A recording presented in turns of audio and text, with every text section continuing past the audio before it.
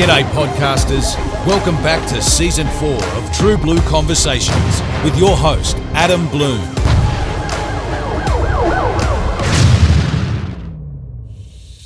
We'd like to thank Tactical Recovery for sponsoring this show. Head on over to tacticalrecovery.com.au and use the code TRUEBLUE for one hell of a discount. Tactical Recovery, magnesium-based muscle care, salty products for sore fuckers. Welcome, loyal listeners of True Blue Conversations. Today's episode is proudly sponsored by Australian Warfighter Coffee. Veteran owned and run, driven by a simple yet powerful motto: people over profit. Every dollar goes towards supporting veterans and first responder charity groups. Head on over to AustralianWarfighters.com and use the code TRUEBLUE for your exclusive discount. Because let's face it, any other coffee is just brown sadness water. Now, let's get on with the show. Raise your glasses, podcasters. This episode of True Blue Conversations is brought to you by Wet Canteen Bottling Company, the perfect way to commemorate and celebrate life's most special occasions. Elevate your moments, savour the taste, and make them truly unforgettable with Wet Canteen. Head on over to wetcanteenbottlingco.com.au and use the code TRUEBLUE for your exclusive discount. Now, on with the show. G'day, welcome to True Blue Conversations. I'm Adam Bloom. Today's special guest is two-time Olympian and firefighter Aly Bull, and she's joined us today to talk about her career as a first responder and also as an Olympian. Hi, Aly. Thanks for joining us on the show. Adam, hey, thanks for having me. It's an absolute honour and a privilege to have you on, Aly. So, Aly, before we get into Olympics and being a fiery, let's go back to Aly is a young whippersnapper, and where did you grow up? What were your hobbies and what were you like at school? Yeah, well, I was pretty out there, 100-mile-an-hour kind of kid, so I never really stopped. And thankfully, my folks were more than happy to take us to all the after-school sports and everything to sort of expel some of that energy. So, I grew up on the Sunshine Coast. I've got an older brother who I look up to still every day. I grew up chasing him and wanting to be able to keep up with him. So I think early on in the days, he definitely helped me with, I suppose, being able to keep up with people that maybe you can't keep up with. So, growing up, we surfed, we played soccer, we kicked the footy, we rode bikes, we did everything. We were outdoorsy kind of family. So we would go on camping trips and, water skiing. So sort of, the sky was the limit. If we just wanted to be outside mucking around, then we had the opportunities to do that. Yeah, nice. And so for you, obviously, grew up on I'm guessing the love of water. So because it's what you do now. You're a kayaker now. So and you're and surfing and all that sort of thing. And so for you, when did you get into kayaking, and when did it start to become more serious for you? Yeah, so for me, kayaking was sort of like a second to my sport that I was doing, which is Surf Lifesaving. I've been involved with the Alex Surf Club since I was 6, and through that you go through the age groups and you start competing. And I was in the Professional Line Series as a rookie in 2012, 13, 14. And my surf coach at the time said, hey, you should jump in a kayak to help improve your ski paddling. And I did. I fell in a lot of times the first few times I did it, but I found it really helped, and I really enjoyed the smaller, lighter boats, and ended up going to national titles that year in 2013. And I made my first junior team and found myself headed overseas to Canada on my first junior Australian sprint kayak team to compete at World Championships. Yeah, right. So it sort of just came out of the blue, really. Like and just you found a natural gift for it, like, and or obviously hard work. Like I'm not going to. No, for sure. It's very similar to ski paddling, which is what you do in the surf. But the kayaks, it's actually, now that I'm well and truly invested in it, it's such a different sport. It's quite a different beast altogether. But yeah, I fell in love with it. Being able to go fast and made some really good memories and some good friends on that first trip, and it made me hungry for more, just hungry to see how far I could get. Obviously, the Olympics were such a big draw card, being a young athlete in surf lifesaving. You know, that's not an option. It's not at the Olympic Games. And my swim coach, Janelle Pallister, her young daughter Lani's going through the swimming ranks at the moment, and I hope to be standing in Paris with her as well. She was so supportive of me to try and chase an Olympic dream, and yeah, it's something you don't get in surf lifesaving. So I was super grateful to find it in kayaking.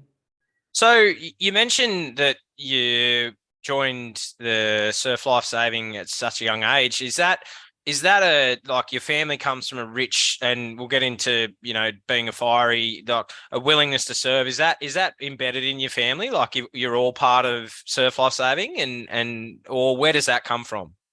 I think for us, my folks didn't grow up doing surf lifesaving or anything like that. It was definitely a let's keep the kids safe in the beach, and swimming and stuff, because we were water babies. We couldn't not. So it was a way to make sure that we knew how to help ourselves. But yeah, my dad's a builder, so he's been always forever building houses for others and helping others get set up. But my auntie and uncle were with the New South Wales Fire Brigade growing up, so I was also very aware of what they did. But yeah, the aspect that surf lifesaving brought into my life, you know, learning all of those life-saving skills to help someone when they're in trouble at the beach, really resonated with me. And then the extra courses, the first aid, the ART, all that stuff that goes on top of it, I found quite valuable skills, and very, very lucky to be able to absorb all that information at such a young age. And yeah, it's kind of stuck with me in a way that I really, really have a passion for helping others. And if I can learn some skills and stuff to help me do that, and then that's kind of just, it's my passion. I don't really know how else to explain it. Yeah, no. I get it.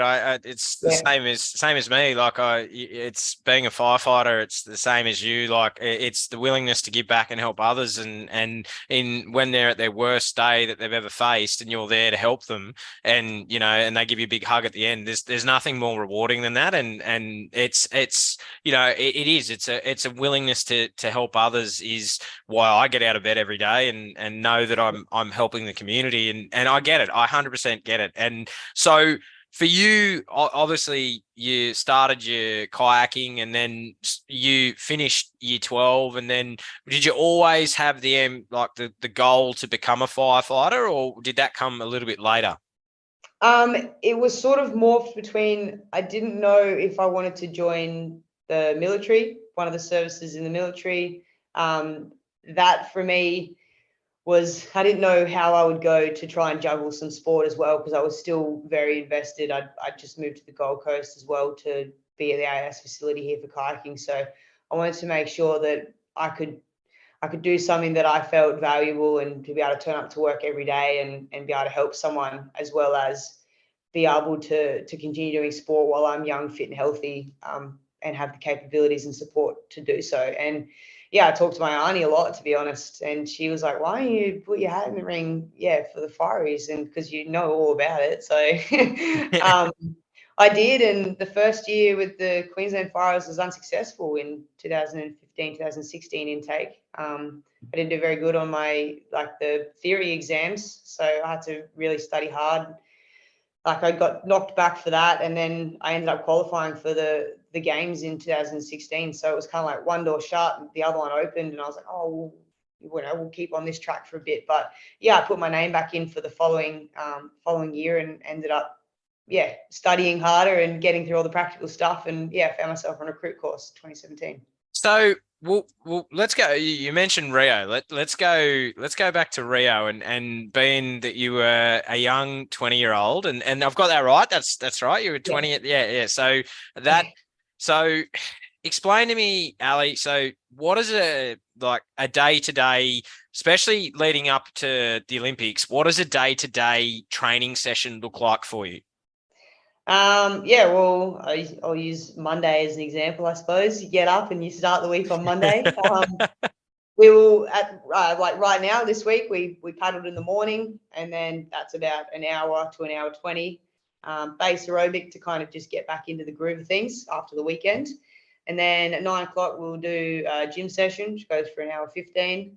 And then in the Arvo we had a sprint session, so it's another hour and a bit on the water. A mixture of moment of team boats and K1 stuff, because obviously we race more than just singles, so we're in a crew to race together. So you got to juggle those sessions around as well. So generally it's 3 to 4 gym sessions a week and paddling every morning, most Arvos, and Sundays are off.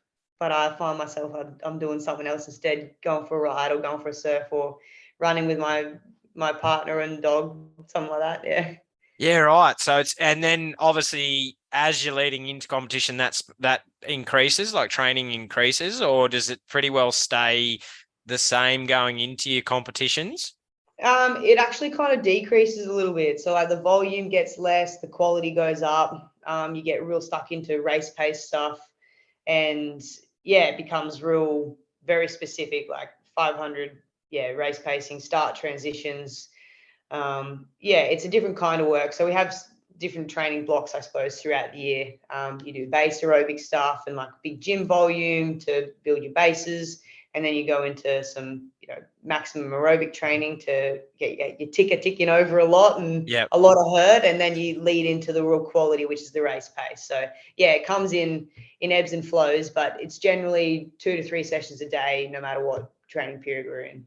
Yeah, right. And so let's go back to, how did you find out that you were on the team to go to Rio? Was that 2015 that you found that out, or when it was actually start of 2016. Okay. So we had to qualify the year before at World Championships, and then we'll, as Australia, as a country, go through your own selection process to then build the team that will go the next year. I found out kind of during an event, I suppose. We were racing K2, myself and my Elise Wood, Elise Burnett at the time. We were in a K2 together, and we had 3 spots. So the Australia could send 3 girls over to Rio, and we ended up winning the first K2 race, and we were the youngsters around, and the 2 others that were really gunning for the spot probably should have won. But for some reason we won that first race, and then to the next meet, we ended up winning again, and it was like, oh, that's 2 from 3. Like, oh, wow, holy shit.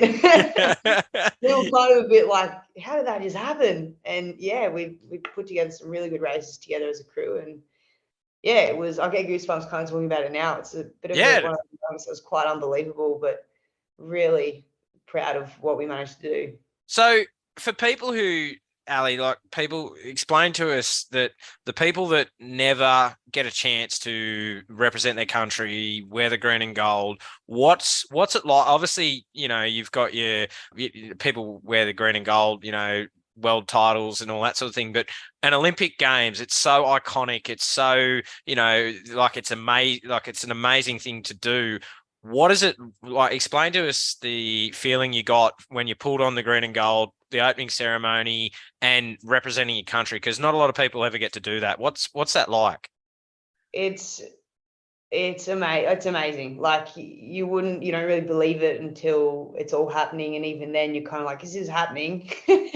I remember I was super excited about getting a blazer for whatever reason. I never had one at school, so for me, that symbol of that, like having that coat of arms on your chest and the green and gold, just so proud to put that on for the first time and to have your family there and everything. Unfortunately, we didn't get to go to the opening ceremony because we're a second week sport, but we watched it. We were there in spirit, and we got to do the closing, which walking out into that stadium full of people after the competition's done is like, it's so cool. It's so loud. But it's such an honor, to be able to race and put your best foot forward and in the green and gold. There's no feeling quite like it. I'm so lucky to be able to do it. So what do you remember of those? Obviously, like proud wearing the uniform for the first time, but what do you remember of your heats and racing and being so young? Like, was it like, holy crap, this is like I'm here at the Olympic Games, like this is Yeah. huge. Like, what do you remember about those games, and what did you learn about yourself to then take away moving forward? I'd only been involved in the sport for, yeah, 3 years prior to this, and my first year as a junior. So it was kind of really fast tracked, and I thought I knew what I was doing. Hey, but even since Tokyo, which was some 5 years later, like sitting here today, I'm like, man, I knew nothing in Tokyo still. Like I'm constantly learning new stuff every day, and we yeah, we're really proud of our efforts in Rio. We had a really good semi-final race, and we ended up making the final, which we were kind of like that would be the dream, just to make the final at our first Olympics. Like I was 20, I think AB was 24, so like we were both young and just having a crack, hey. Um, but now looking back on it, yeah, we finished eighth. We ended up copping this giant windstorm the Arvo before our final, and it blew this just litter and trees and leaves and stuff all in the lake. And unlucky to be one of those crews to catch anything. But to be honest, I don't think we would have expected to be any better than eighth or seventh anyway. So that experience as a whole just taught me so much. But I haven't stopped learning since. Like I'm still learning today, and yeah, I've definitely grown a lot as an athlete, but there's been some good times. Yeah, and I guess in a sense too, some hard times too. Like we'll talk about Tokyo and dreaded COVID, and we'll get to that a little bit Yeah. later. And so you come back from Rio, and then in 2017, as you mentioned, you were successful for the Queensland Fire Service. And then what do you remember of your time at the academy, and what was that like going there and learning all about fire and getting into the hot cell for the first time? And what was that like for you? Man, it was a wild 4 month course. Hey, yeah, it was in Brizzy at the Port of Brisbane, and I just remember going there just being a sponge. Like I was, yeah, learning so much, and I didn't love the classroom stuff, but I knew I had to work really hard in that area because the theory stuff's also so important to understand what's happening in front of you, and also with the pump and everything. So I really had to knuckle down and learn the theory stuff, and then all the practical stuff. I just, yeah, really enjoyed learning everything. And those few weeks at Live Fire were, yeah, definitely eye opening, and it was a very good experience in the way that it prepared you very well for sort of what to expect and how hot things can be. And yeah, it was a lot of hard work, that's for sure. But I think the training was second to none. Yeah, they're containers and they're compartment burns, and they're a bit different to the way a normal structure would burn. But to be able to get those experiences and learn in real life how to fight a fire was amazing. Yeah, I really enjoyed the recruit course. Yeah. And what was it like for you when you went in the like going in the dark and have to feel around? And was that for the first time? Like obviously now you've done it that regularly now that what was it like that first time? Was it like were you like, oh shit, this is pretty scary? Or Yeah, I'm lucky enough to be okay in tight spaces, and I can pretty small and squeeze my way through places, which is pretty handy to have. But yeah, the first few times when you can't see anything is quite disorientating. And even now, you go into a structure fire and you're working your way down a hall, clearing rooms left and right. And when you go back through after it's all extinguished and you're doing overhaul, and you're like, man, this hallway is so short.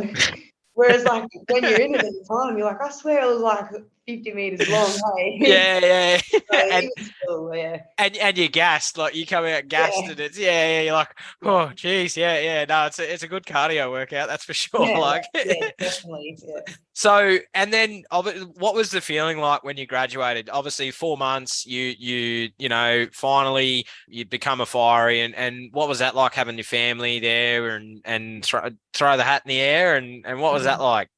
Um, yeah, it was such a cool, rewarding moment. I actually graduated as dux of my course, which Oh. I didn't expect at all, because I was juggling training before and afterwards as well. So really long days, and I don't know how I did it. I just, yeah, really, really enjoyed the learning style and how practical it was. But yeah, to be able to have my folks, and my auntie came as well from New South Wales there when I graduated. It was a really, really special moment. She was quite proud. Yeah. Yeah, I was just super excited to get on shift. Yeah.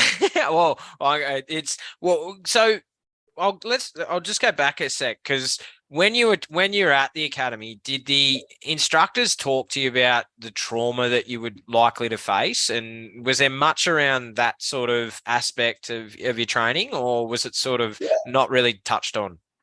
No, they definitely try and give you a heads up as to the kind of jobs and stuff you go to aren't always going to be, pulling cats out of trees, or, being able to save someone at the end of the day. Sometimes you do go to a job where you're up against it and you're going to do everything you can to help that person, but sometimes it might not be enough as well. So we're very lucky at the academy at White Island to have QAS train there as well for the end of their uni degree. They come and do all the practical stuff. So we do some really good RCR training with them, and they get uni students that are doing acting to come in, and they do put all the stuff on and all that stuff. So they try and give you a good heads up and good practice. And I think that maybe we don't realize sometimes, like, we're not paramedics as well. So for us to turn up to an RTC or something like that, and they're not there yet because they're so busy, and it takes some time for them to come. We don't have a lot of stuff in our truck to help, and it's hard sometimes because you do feel a little bit helpless. But yeah, we've just got to make do with what we've got, and yeah, we know enough to sort of stop bleeding at the moment. But yeah. It's the basic train, like the basic first aid, and then that's no, I know what you mean, and it's definitely you do what you can until the ambulance guys get there, and then so people who aren't aware, like, how does the QFS work with their rank structure? So you graduated, so you were so you come out after recruit. What are you, just a firefighter at that stage? How do the ranks work? Yep. So you come out of recruits after your 4 months of recruit training, and you're a fourth class firefighter. You're sort of on probation. Well, when I joined, it was you're on probation then for the rest of that 12 months, and you've got study to complete. So at the end of that 12 months, then you would do a grade to grade. So you've got some practical assessments, you've got assignments to do throughout that whole time period. And then once you pass that, another 12 months will start, more assignments, another practical at the end of that. Then then you become a third class fire in the middle.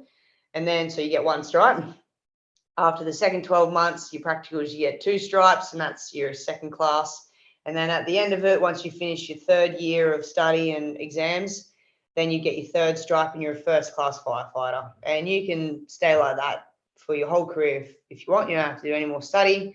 But obviously there's different areas and branches you can go off to. You can do an extra 12 months and become a senior firefighter. And then from there, you can go on and do your station officers. And then there's SO 1, 2, 3 ranks, inspectors, and all that. Yeah, right. Yeah, okay. So it's pretty it's pretty in depth. Like the learning never stops, and and what are you now? What's your current rank? I'm currently a first class firey, and I've been for a few years, but I've signed on for my senior fireys. I'm actually going through my assignments, and practical stuff will be early next year. And when you fit it in all the other stuff that you've got, Aly, far out. Pretty much. I'm going to try and smash out some of my assignments while I'm overseas, and then get stuck into the practical stuff when I get home. again. Because when you sent me your bio, I'm just sitting there going, yeah, right, okay, train, yep, fiery, yep, right, okay, for surf life, yeah, volunteer when I'm not training as a surf. I'm like, yeah, right. So your time, yeah, right, yeah, just fit that Yeah. in, yeah, And I'm absolutely. getting married in November, and Oh, I've just got a dog too. So yeah, and you love camping, which I saw you went that's right. camping the other day. So Yeah, yeah, geez, you really, yeah, you like packing things in, don't you? we jam it in, and I never sit still. And Cody loves it when I'm on shift. Oh, he doesn't love it, but every now and then when I'm on shift on the weekend for a day shift, he's like, "Yes, I get to have a nap today." Oh, that's no. Look, I'm the same. There's full systems go all the way. Like there's there's no point in being in neutral. Just go for it. You know, Yeah, like and we were talking off air. You know, like and how short life is. So and we've both seen that firsthand. So yeah. you just got to make the most of it. So. Yeah, right. So then now first tell me about your first day on shift. What do you remember and where were you stationed at the time and what was it like going in there and what were your crewmates like when you got there? Yeah, this one's gonna be hard, Adam. I actually did my first shift at Acacia Ridge Fire Station, and in the news, obviously lately you saw the passing of Izzy Nash. I did, yeah. She was I worked my first ever shift with her, and one of the other guys at my station now as well, Justin. He's still working with me as well. We had an actor for the day, so the senior fiery that was there, he was acting up as the officer, and one of the other senior fireys, John, was there too. So it was a wild day. We were out doing some training, and we just ended up getting call after call. There was praying, there was a bit of a grassy, and I just remember thinking, holy dooly, this is hectic. Like stuff's happening left, right, and center. And I learned a lot in the first few tours. And yeah, so grateful to have been able to work, I suppose, with Izzy. She's very knowledgeable, and yeah, we ended up working at neighbouring stations, so crossed paths quite a bit. But it was, thinking back on it now, it was I learned a lot, even still after being at the academy, and nothing like being at the academy is like on shift either. So I appreciate you. I know how hard that is, Ali. I know how hard that is to share, and Izzy, rest in peace. That was really tragic what happened, and it was really shit and felt across the board from all fireys. So yeah, from a fellow firefighter to you, I know how hard that was to share, and yeah. I thank you, Ali. That it's never easy when you lose someone and a mentor to you as well. Yeah, and she was really good with all the recruits that came out. She had so much knowledge she wanted to share. So, rest in peace, Iz. And I know the boys, and that I was away at the time, and to have that news come across, to not be able to be there with the crew and everyone back home was tough. And I know that they were all in a tough time, during that period. So, it still hurts, and everyone's still getting used to the new norm. But yeah, we hopefully always remember and come back stronger. Absolutely. And yeah, that's it's you get the team, you come around each other and support each other in the best way you can, and remember Iz for who she was, and it's moments like that we had similar during the bushfires down here in 2019, where we lost a couple of guys that were, and it just, there's no words. It's just so tragic, and and you do your best to move forward and always remember them, and that's the thing that you can pass on what Izzy taught you, and pass it on to the next guys coming through, and that's part of it, isn't it? Really, in the sense of mentorship, and I'm sure you do that and remember her in the best way you can. Yeah, everyone's working with it, and we've learnt lots, because of it. And I think that you've got to be able to learn, and just always remember. Yeah, that's it. And so you said you moved to another station, and why it seemed you're doing the same role where you were at your first station? Yeah, so when in Brizzy region, you do move around a little bit as a junior until you find your home, and I found my home in Durack now. 18 station at A shift. Big shout out to the boys. They'll like that. Yeah, so I've found myself there, and it happens to be a special station. We have an aerial appliance there as well, so it's a 2 pump station. Oh, well, 1 pump and then 1 aerial, so there's 6 of us there. And so, yeah, since then I've furthered some skills and I've become aerial qualified in a few different types of aerial trucks, which has been really cool to learn as well. So, yeah, not only do we sit the back, we drive the first response, we also drive the ladder as well. So, Yeah, yeah. I was gonna ask you that. So you've got the ladder truck, and do you guys have the rescue, like the rescue capability side as well? Like, have you got those sort of, like, I know a couple of mates in Melbourne, they've got the rescue side. Do you guys have that up in Queensland as well? Yeah, we've got a tech rescue branch as well. So they do vertical rescue, confined space with water, urban search and rescue, trench rescue. We're all level 1 qualified for that. So we all have like the basic skills. But when you become level 2 qualified, there's quite a lot more detailed, extensive learning involved in that. And yeah, quite a lot of upskilling. So that's like a whole nother component. Then there's BA qualified as well. So yeah, organising the BA cylinders and sets and repressurizing them and servicing them. Like, that's wild science stuff for me. I don't know if I'll ever get there. So, Well, yeah. and I'll say to people, Ali, so BA breathing apparatus for people who don't know what that is. So I know what Ali's talking about because we're talking shop. This is Yeah. just chalk and cheese for us. So yeah, BA, I know exactly what you Yeah. mean. As people who don't, yes, breathing apparatus. So yeah, that's what helps Ali in that, go in and fight and yeah, go into the bad smoke. So Yeah. yeah. Don't breathe in. Yeah, don't breathe it in. No. So, and for you, Ali, how do you do, like, we talk about, the traumas that we see as first responders. How do you deal with the trauma that you see, and how do you decompress? Like, what's your zone out to, when you've had a really bad, a bad accident or a bad fire, or how do you decompress? Well, it kind of starts on shift, I suppose. It kind of starts as soon as we get back in the truck. Our crew's really good at talking about the incident as a job, but also being sensitive to the fact that, wow, yeah, that's pretty heavy. So, yeah, we have our own little way to talk about it as a crew amongst ourselves, and generally make sure that everyone leaves shift at least in a good headspace.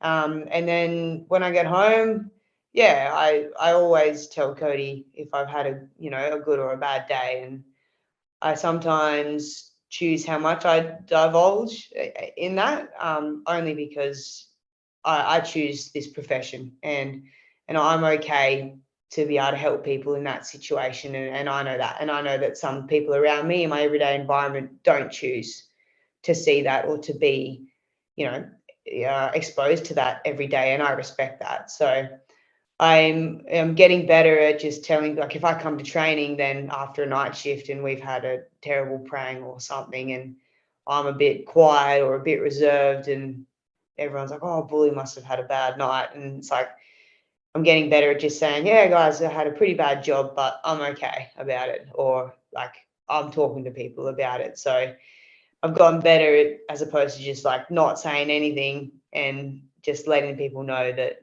something has happened, and there are people that I find in my corner that are okay to talk about it and are happy to hear it. So I will then be able to talk to them more so than maybe Cody or my mum or something like that, because I don't want my folks to be nervous every time I'm driving to shift to go to work. And because I had a good friend of mine, she's a New South Wales fire rescue, Sarah Spicer, on, and she said the same thing. She said, I don't overload my partner with everything. I just tell them a little bit, because then they've got to try and carry that burden as well, and it's a big enough burden as it is for what and how you're dealing with it. And I get what you mean. It's you share what you can, and then you just try and deal with it the best way you can and move forward. And I guess in a sense now for you with the new recruits, like, do you guys get a chance to go back and talk to the recruits about,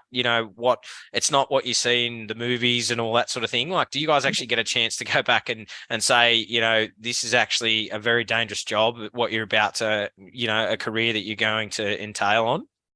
Yeah, I actually did go back and talk to the recruits. Probably it was about 12 months after I'd been on shift as well. So I think they just reach out to a few people from previous courses that have been on the trucks for, like 12 months after the fact, and just come and say good day, to have a chat without any of the officers in the room or anything like that. They can ask questions and stuff without feeling like they're, still being assessed or something like that. So you do, and sometimes those questions do come up, but I think people do apply with that in mind.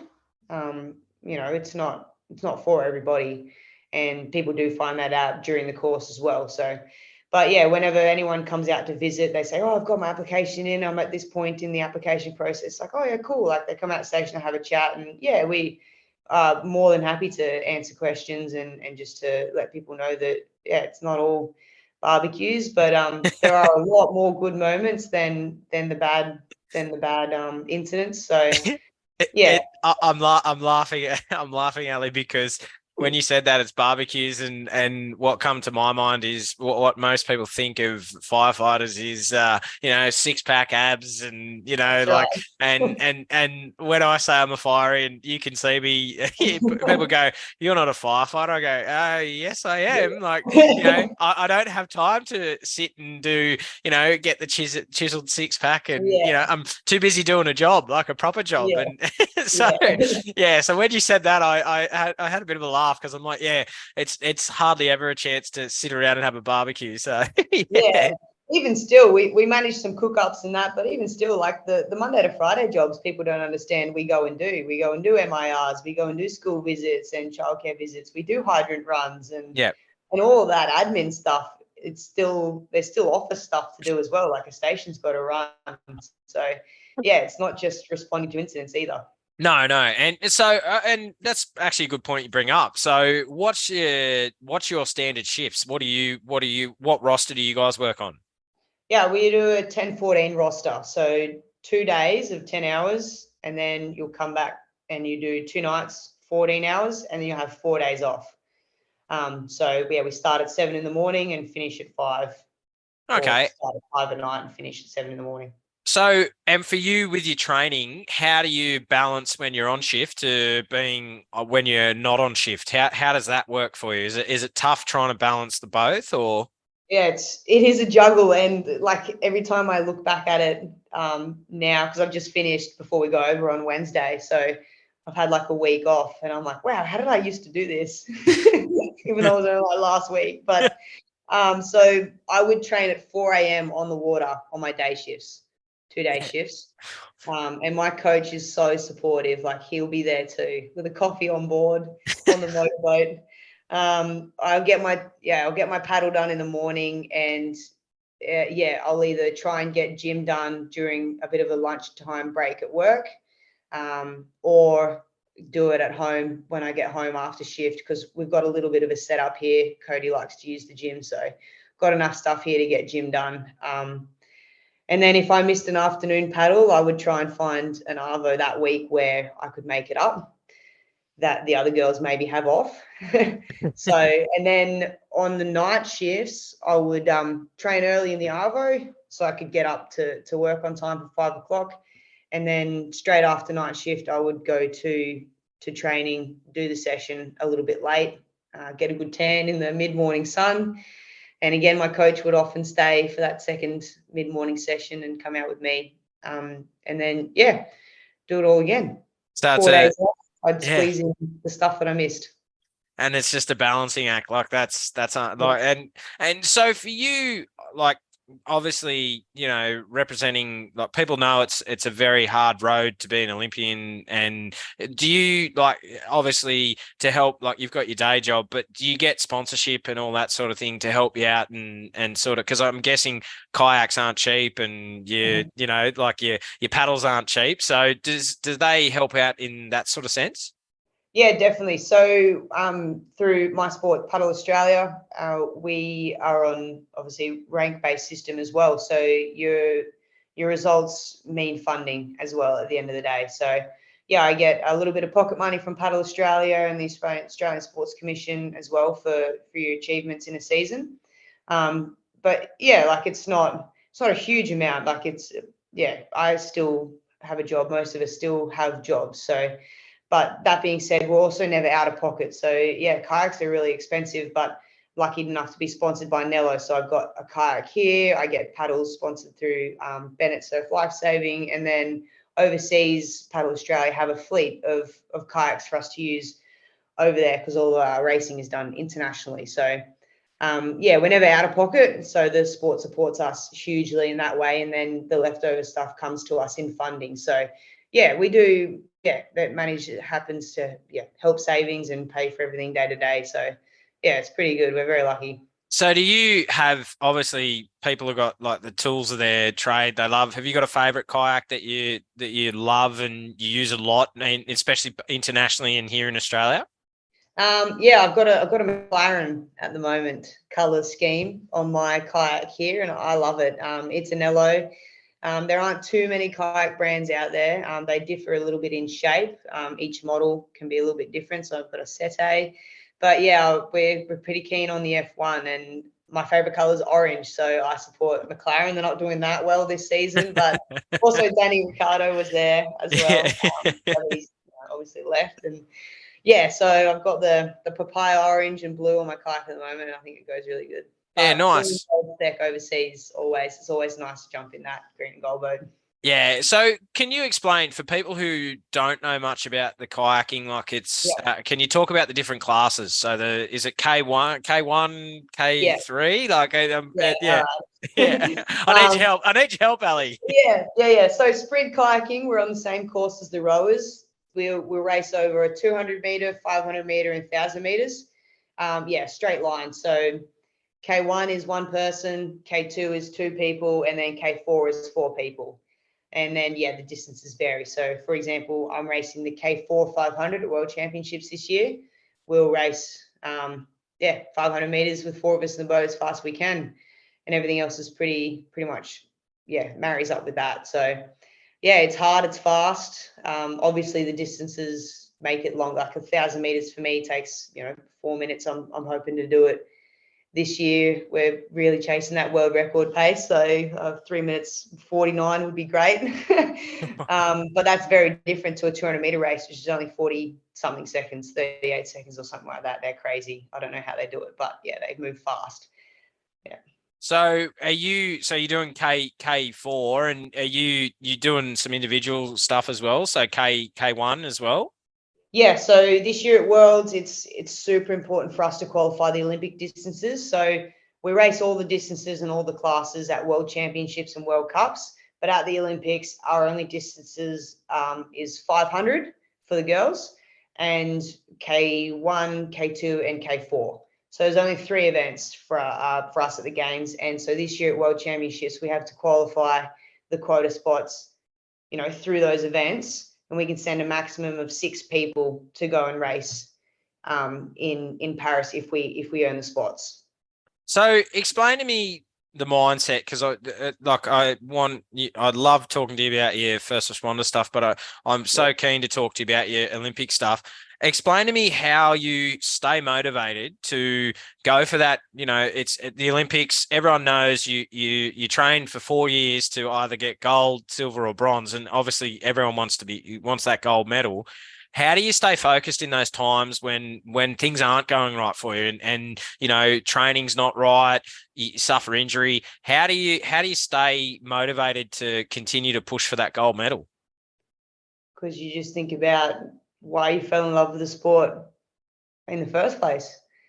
We're so lucky to be able to do what we do, and yeah, it's a privilege, and times get tough, and you have these outrageous goals set for yourself, and I haven't got a gold medal yet from the Olympics, so I'm still chasing that carrot. I've been able to achieve some world titles in my career so far, and things are still getting better. So I'm still finding more ways to improve and more ways to be better every day. And I thrive off that. I get out of bed every morning to be finding something that I can improve on. It doesn't have to be, fitness or strength every day. It can be a little bit of technique or a little bit more focus in one area and that goes beyond sport as well. That's in life in general. Like, I just want to be a better person every day for my family, for my friends.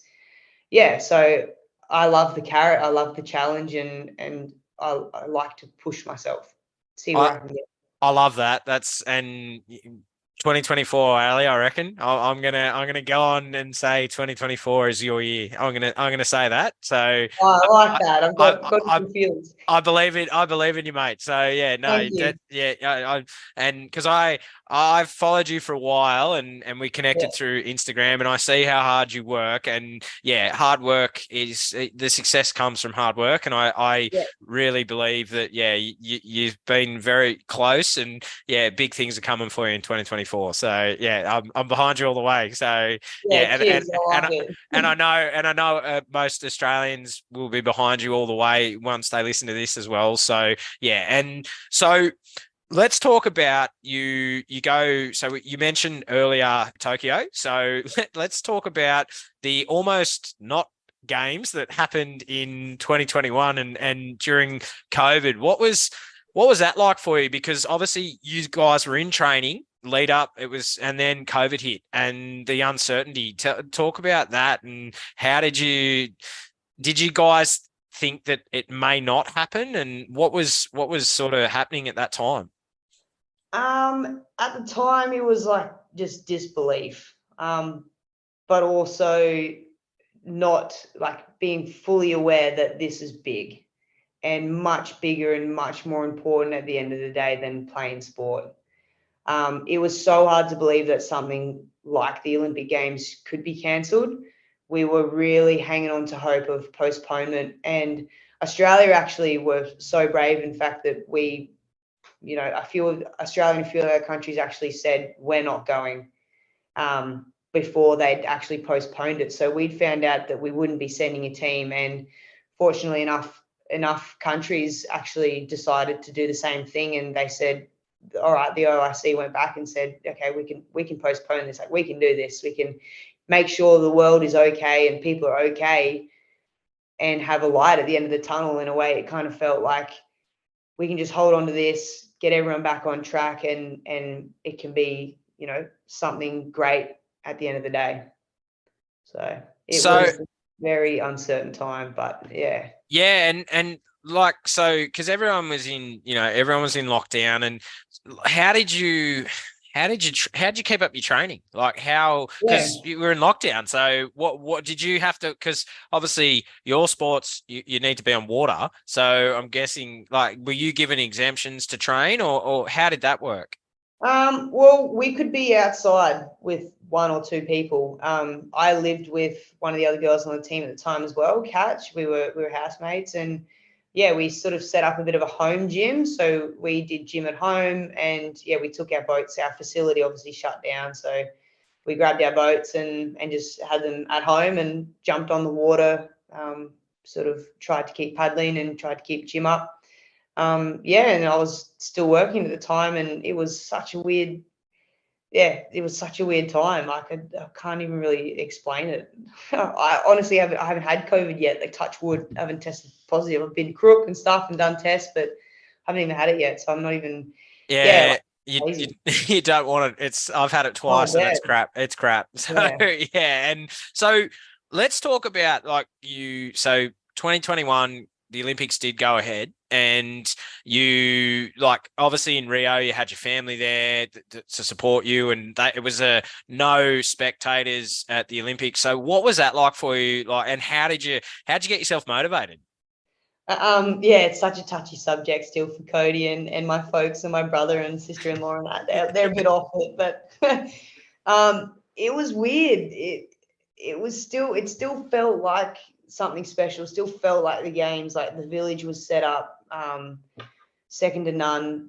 That the OIC did an amazing job. OIC, officer in charge, the IOC, International Olympic Committee, did such a good job of making it feel like you were, not going to get exposed to anything crazy. All the policies and procedures and stuff that were in place for the food court and everything were great. We were testing every day, which was nerve-wracking. It's like no news is good news. So, you do a test every morning and just hope that you don't hear anything. It's just weird.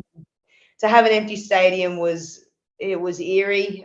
We're so used to racing with noise, and like the Europeans love our sport. So every time we race internationally, the stands are full and it's loud and but like FaceTime's a beautiful thing. Hey, like Yeah. I don't know how we ever did it back in the day, but to be able to still see people in the phone was a game changer.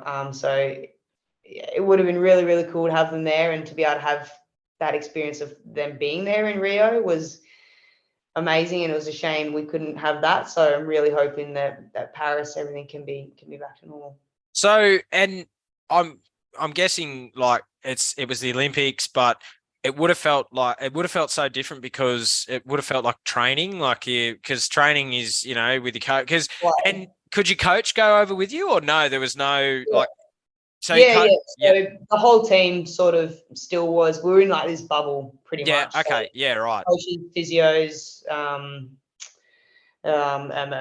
sports science, team managers, they were all included in the bubble. Yeah.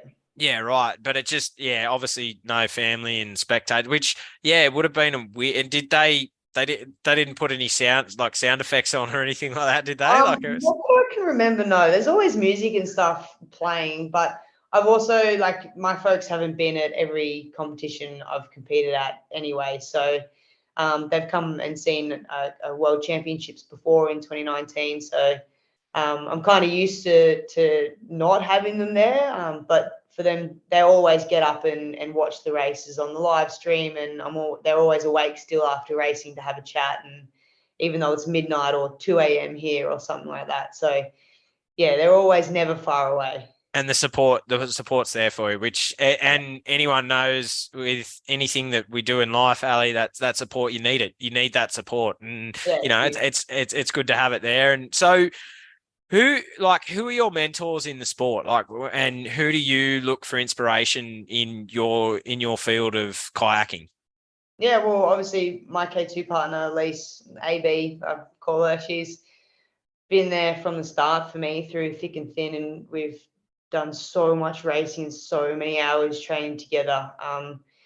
At the moment we're not in a crew boat together, just the way things have worked out. She's just come back from having a baby. She's got a beautiful baby girl, Florence, and to see her come back as a mum after all of that it's so inspiring, the way that she was able to press on and come home. And she's got support system there in place to help her do sport again whilst having this cute little bundle of joy running around. I mean, I don't have any other words, but she's been a guide, a mentor, and a best friend for me growing up. And I feel like not having her there last season, I still managed to grow myself as an athlete as well without her. But it's been cool to have her back. It's a shame we're not in a crew boat together at the moment, but hopefully things will change and stuff always. So. And you mentioned that 2024, so Paris is coming up, so you're ramping up, so qualification and getting ready for that. And when are the Paris Olympics? What's date in 2024 are they? I'm pretty sure it's like 1 year to go today. Hey, so right. Mid-August. I'm not 100% sure on dates. I feel like there's so many stuff to get ticked off and all squared away first. So, but it'll be early August or something like that. Well, you've got a big commitment in November, so that's the most important one. You're getting married. That's the Right. yeah, Wow. that's the big date. That's the one. So, I and know that one, the yeah, 4th. yeah. Well, there you go. There. Well, I'd Yeah. be a bit worried if you didn't know that date. That would be that would be a bit worrying. So, Yeah. and so you mentioned earlier that so when you're not competing and when you're not at work, you love to decompress and go and give back, still giving back to Surf Lifesaving and doing what you can there, and also camping. What it's good to obviously get back to nature and just you love getting back to your grassroots. Yeah, for sure. I'm still part of Alex Surf Club, and I don't get home as much as I'd like to these days. But yeah, every time I go to the surf club, I feel like, yeah, like I'm still a little kid, little grom running around causing trouble. So yeah, everyone there is amazing, and they're also supportive and so invested and want to know how everything's going all the time. So I feel the love every time I go home, and yeah, Cody and I, we absolutely love camping. We love surfing, bike riding, bush running, anything. And the best part is our little Kelpie cross cattle loves it as well. So he comes and sleeps in the swag, and he's second man when we go mountain biking on the running around chasing us. And yeah, we've got some really good friends we go and do that with as well. So yeah, we're never alone. Like, I mean, we'll happily camp on our own as well. But yeah, we've got a couple of friends and a little 2.5-year-old in our crew now as well. So surrogate auntie and uncle to him is amazing watching him grow up and all these experiences that he's been able to get. It's good to just go and be with nature and put your phones down and cook on a campfire. And just live, just be with nature and live in the moment, and you're doing that. Like you're absolutely living life to the fullest. And so you mentioned earlier too that you also, which I find when you find time, when you sent me this stuff, I'm just sitting there going, how do you find time?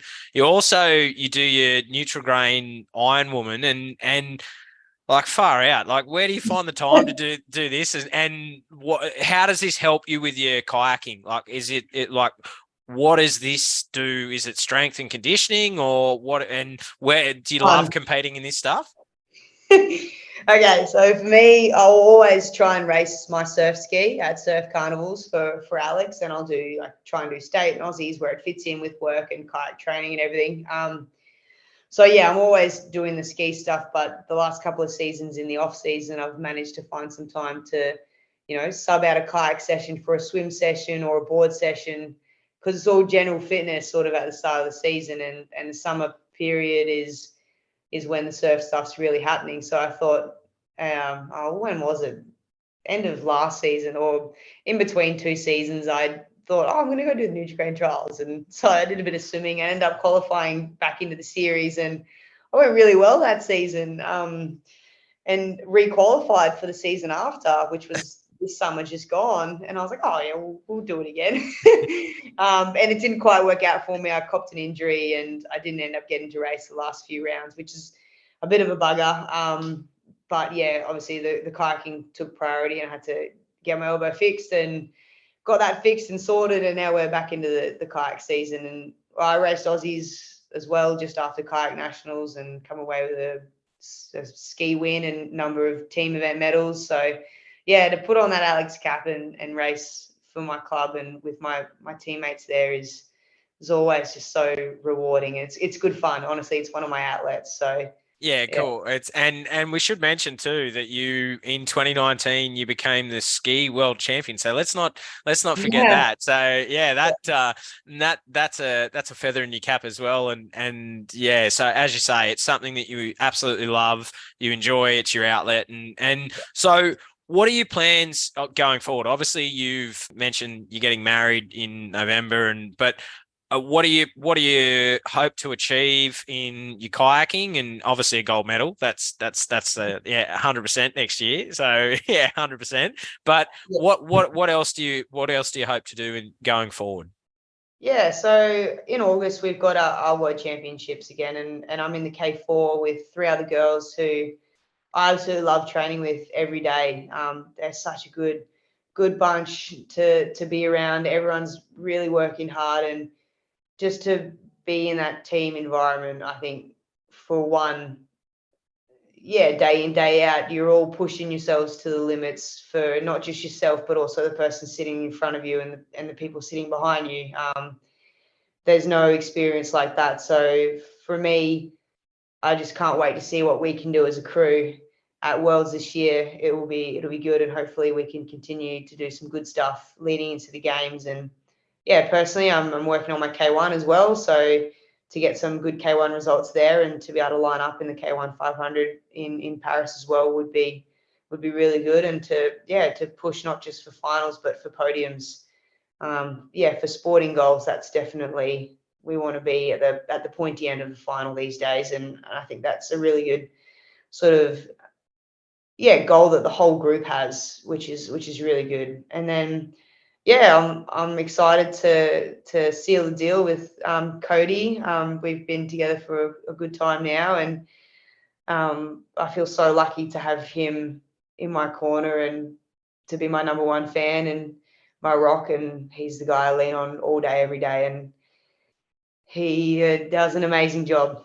I don't know how he manages to always have the right thing to say, and just a hug or whatever, whenever. So I'm so excited to get married and have a big party with all our friends in November, and back to work after Worlds and on to Paris. Well, I can jump in here and say it's because you're a legend. That's why. That's so yeah. But yeah, that's why putting up with you. Because you're a legend. So there you go. That's why. But no, that's all right. And so, what are your plans? Obviously, you mentioned you want to study a bit more for QFS, and then where do you see yourself going in the service?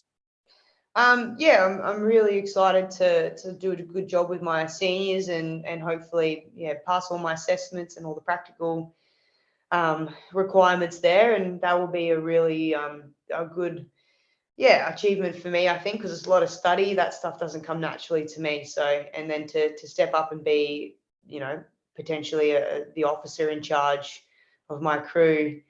It's one of those things that I didn't know that I was going to be ready for or ever ready for just yet, but I feel like the time is kind of right to start that ball. So I don't think I'll step up to do my officers anytime soon. Like I'm 27, so I feel like I've still got a good long career ahead of me in QFS, and I'm not 100% sure where that's going to take me just yet, but I'm really keen to get my senior fireys done, and maybe one day be an officer. I'm not too sure, but I would love to do some stints at the academy, and train some recruit courses. I have a passion for also sharing knowledge and teaching to see people, reach their potential and just, to be able to share what I know as well. I think it's a really good point you touch on, that you're never ready for leadership, but when you do get offered it, it is rewarding. Like it is challenging, and there's times where you go, why do I do this? And then, but it is like I remember when I first became a deputy captain, and it was tough. Like it was, I had to learn my feet, had to learn how I led, and everyone does. You know it yourself, Ali. It's not, leadership's not. There's no textbook in how to be a leader. Like no way to do it. You've got to find your way, your style. Yeah. That's right, and that's the thing, and I think that's the most rewarding thing is when you find that, and you want to develop it more and more, and you're starting to do that, which is fantastic. And so I've got a couple of questions before we finish up, and one is, knowing what you know now, what advice would you give to your 18-year-old self, and would she listen? Would she listen? I would hope so. I would say it's all good. You'll find your feet. You wouldn't I wouldn't be here today if I wasn't the person I am. I've got a lot of energy, and I need to be able to channel that. And I think at that time, I needed to put it somewhere. So you'll find your feet, and you'll find some good purpose. I definitely think you've done that in harnessing all what you do. Like there's no spare time. Like it's just full on, which is, but it's good. And like you say, and so Ali, what advice would you give to any young person who is thinking about, getting into kayaking or having a dream to represent Australia? Like what advice would you give to them? I think that, while you're young, like do everything and whatever you want. If you've got an opportunity to go and do something, like go and grab it and get stuck into it. Like don't hold back. Enjoy every moment. Be grateful for every opportunity that you get, and make the most of it. Pretty much. I love it. I love it. That's so good. I love it. Just make it happen. Just go and do it. And that's it. That's part of life. So, well, Ali, there's a quote I want to finish with that I really think sums you up, and your story is one of inspiration. You've represented your country with honor and served your state of Queensland in QFS with pride and your family. You're an inspiration to so many. And the quote is, courage doesn't mean you don't get afraid. Courage means you don't let fear stop you. Ali, thank you for your service in QFS and for representing your country and for coming on True Blue Conversations and sharing your story. It's been an absolute honor and a privilege. Thank you. Thank you so much for having me. That gave me goosebumps. Oh, there you go. Yeah. No, you're welcome. Absolutely welcome. And thank you so much. I know how busy you are, and it's it's just awesome to get you on and share your story. So thank you. Yeah, I really appreciate your time, and what you do is inspirational. It's so valuable to everyone involved in frontline services. So thank you. Thank you for tuning in to this episode of True Blue Conversations with your host, Adam Bloom. See you on the front line.